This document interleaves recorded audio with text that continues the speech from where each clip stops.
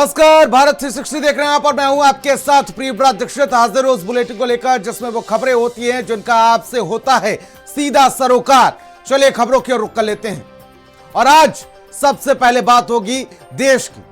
देश में जो इस वक्त सबसे बड़ी परेशानी चल रही है, देश में इस वक्त सवालों की भरमार है, परेशानियों की बौछार है और किसी को नहीं मिल रही गैस तो कहीं पेट्रोल के लिए लंबी लंबी कतार है।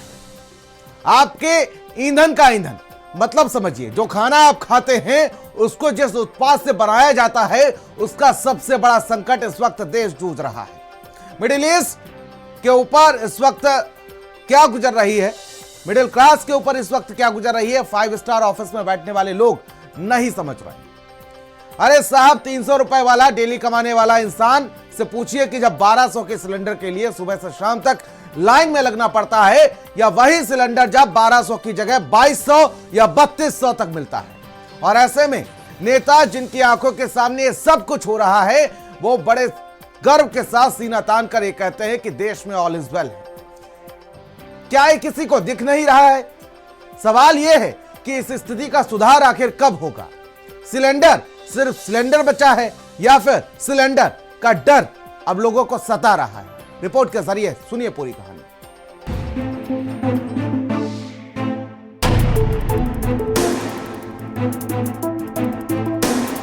अब जरा देश के बड़े सत्ता पक्ष के नेताओं को सुनिए, जो देश की जनता को वो स्थिति बताने में जुटे हैं जो जनता समझना ही नहीं चाहती। महाराष्ट्र हो या देश हो, कहीं पर भी एलपीजी की कमी नहीं है। जानबूझकर कांग्रेस पार्टी और उसके नेता लोगों में भ्रम पैदा करते, भय पैदा करते। देश में गैस की, पेट्रोल डीजल की कोई की कमी नहीं है, पर्याप्त भंडार है। दुनिया में सभी जगह अभी Iran, Israel, America, Ukraine, Russia, Pakistan, Afghanistan, सभी जगह तनाव है।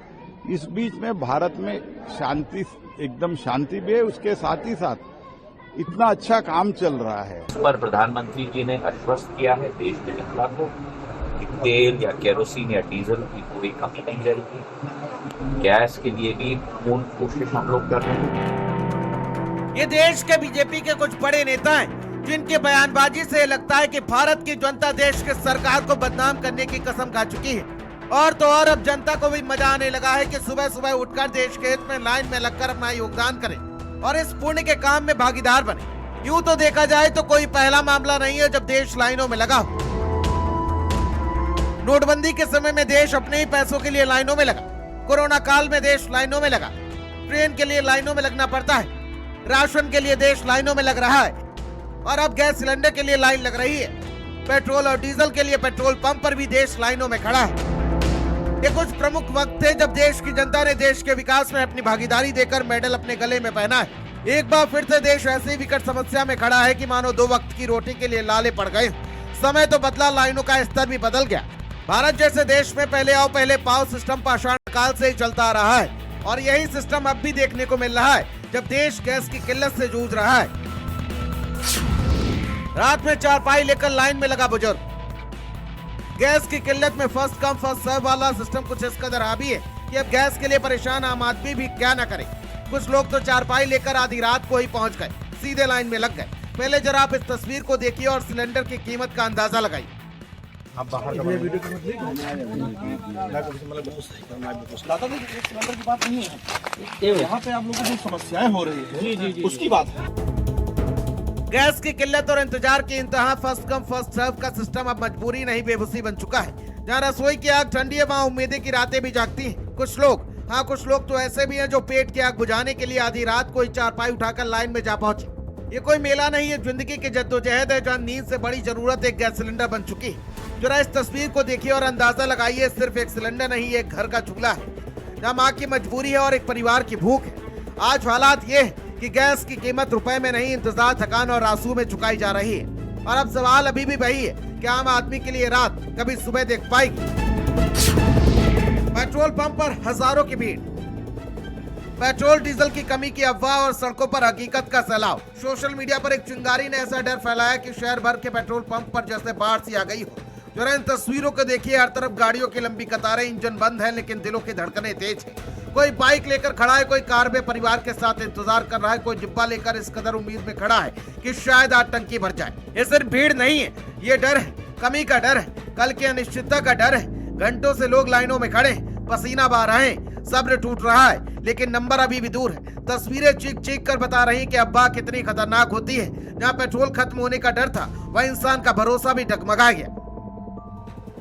अब जरा उन लोगों को भी सुन लीजिए जो घंटों लाइन में इंतजार कर रहे हैं अपनी बारी आने के लिए। तेल तो मिल रहा है फिलहाल, लेकिन भीड़ आप लोग देख ही रहे हैं, भीड़ बहुत ढेर सारी है। इधर भी भीड़ है, उधर भी भीड़, हर तरफ चारों तरफ से मतलब भीड़ ही भीड़ है। लोग पैनिक हो रहे हैं, तेल नहीं मिलेगा, इसलिए लोग चाह रहे हैं कितनी जल्दी तेल डलवा ले उतना ज्यादा छुट्टी रहेगा। थॉमसन पेट्रोल टंकी बंद हो गई। अभी मैं 4-5 पेट्रोल टंकी होके आया। देवकाली दोनों पेट्रोल टंकी बंद हो गई, साकेतपुरी बंद है। ये प्रशासन वहाँ खड़ी है। अब क्या वार्तालाप चल रही है, अंदर क्या बात चल रही है? जी, यहाँ पे लगभग मंदसौर जिले में 5-7 पेट्रोल पंप जो है पूरी तरीके से बंद हो चुके हैं और वहाँ पर पेट्रोल नहीं मिल रहा है। 4-5 घंटे से नंबर में लगे हुए हैं और बहुत आर्थिक स्थिति खराब है। 1-2 दिन चलेगा नहीं चलेगा और आगे कह नहीं सकते कब तक चले नहीं चले, तो बच्चे पालना ही बड़ा मुश्किल हो जाएगा फिर इस तरीके से कंडीशन रही तो ये बयान है उन लोगों के जिनकी जिंदगी सरकारी इलावाली के चलते ठप सी हो गई। अब जरा सुनिए उस बयान को जो पेट्रोलियम और गैस मंत्रालय की तरफ से दिया गया है। LPG, the supply of LPG is affected due to prevailing geopolitical situation, but lot of cargoes have been lined up and no dry out has been reported at the LPG distributorships also. Although yesterday also we observed some panic booking, but the deliveries were normal. All the refineries are operating at high capacity with adequate crude inventories. We have sufficient stock of petrol and diesel.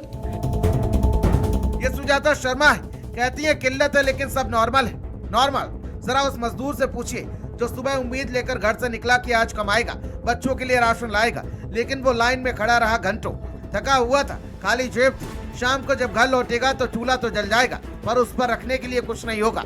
बच्चों की भूख, पत्नी की खामोशी और उसकी टूटी हुई हिम्मत, अगर यही नॉर्मल है तो नॉर्मल नहीं, ये दर्द है, बेबसी है। किल्लत सिर्फ गैस और पेट्रोल की नहीं, किल्लत तो सुकून की है। सवाल ये नहीं कि सप्लाई कब नॉर्मल होगी, सवाल ये है कि तब तक ये आम आदमी अपनी जिंदगी कैसे नॉर्मल रखेगा, क्योंकि जब चूल्हा बुझता है तो सिर्फ खाना नहीं, घर की हिम्मत भी बुझ जाती है। स्पेशल डेस्क, भारत समाचार।